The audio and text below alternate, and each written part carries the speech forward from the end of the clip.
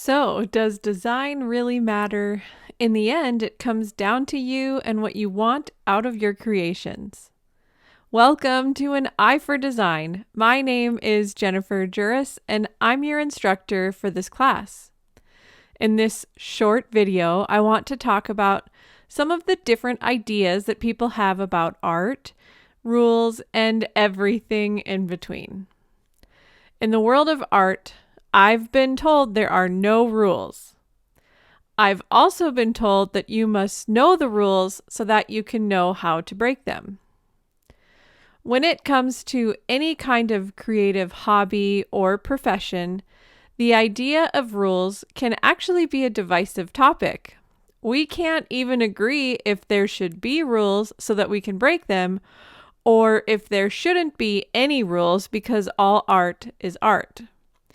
But whatever camp or side you lean on for this issue, I would like to offer what I believe is a middle of the road or maybe a more balanced approach to these ideas.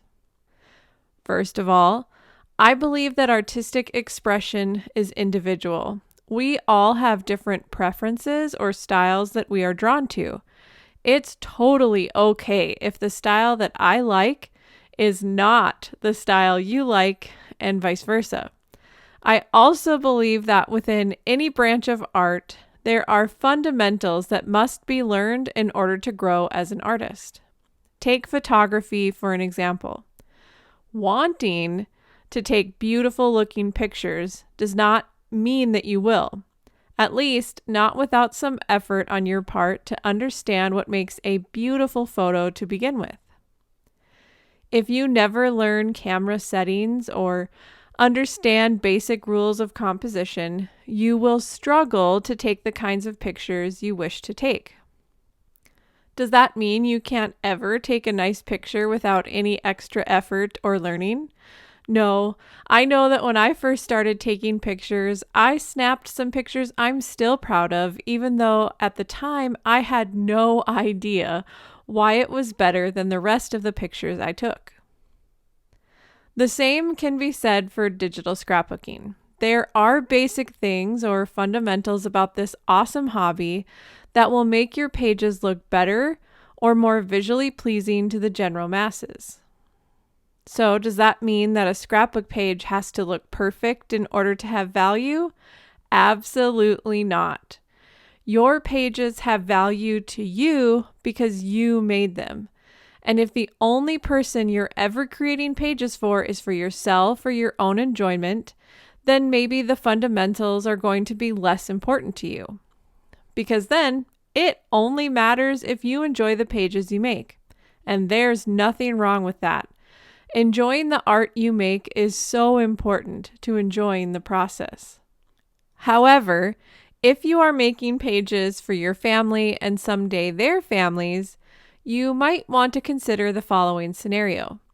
Continuing with the photography theme, let's say that you have 2 boxes of photos you have to go through and determine which to save. And in this scenario, let's say that you can only pick one of the 2 boxes. The first box of photos are consistently good. They are exposed nicely. The subjects are well in the frame, and your family members are easily identified because of this. The second box of photos are consistently meh. They are dark, they have crazy color balance issues, and many faces are cut off at the forehead, or they're not looking at the camera to begin with. Which box of photos do you think you would keep, and which would you probably toss? We both know that the box of photos you'll save are the ones that better reflect and show your family, the consistently good photos. So, if you're creating your pages for more than yourself, and especially with the hopes that your future families will also treasure your pages, you need to consider that spending a little time on learning basic page design could go a long way towards your pages being valued by future generations. So just like with the boxes of photos, if our pages are consistently good, we have a better chance of those pages being saved and treasured. In an Eye for Design, my goal is to share with you the top 5 design problems that are often missed. Trust me, I know them because I have also missed correcting them on my own pages. I am not writing this class from a position of superiority in any way. I'm writing this class because I learned these things the hard way, and I wish I had had a class like this when I first started out. So, as we identify each of the top 5 design problems, we will look at defining the problem, what rules you can follow to prevent the problem, and how to correct the design problems or avoid them in the future. For each of the top 5 problems, I will do a design decision video where I create a page and walk you through my design decisions that I have to make based on the content we just learned. And I'll also give you some basic homework to help reinforce what you learn. So, do I think rules are important to art? My answer is yes and no. I believe understanding the basics about page design matters.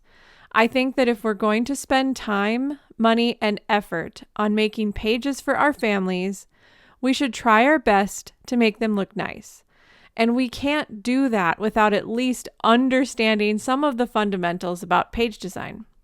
But I also think that getting caught up in rules is just as problematic. Rules for rules' sake never do much good.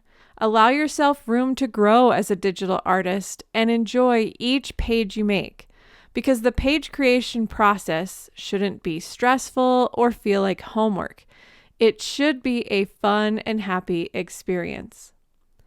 This class is not about making perfect pages or having the perfectly designed page every single time.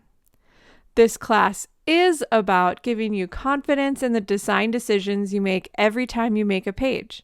You'll have fundamental knowledge to make the best design decisions you can, and having confidence in those decisions will help you enjoy the page creation process even more.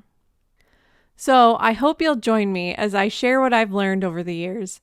Learning how to avoid these top 5 design problems will improve your artistry and give you confidence in your abilities. You'll grow as an artist and enjoy your pages even more. I'll see you in class. This has been Jenifer Juris.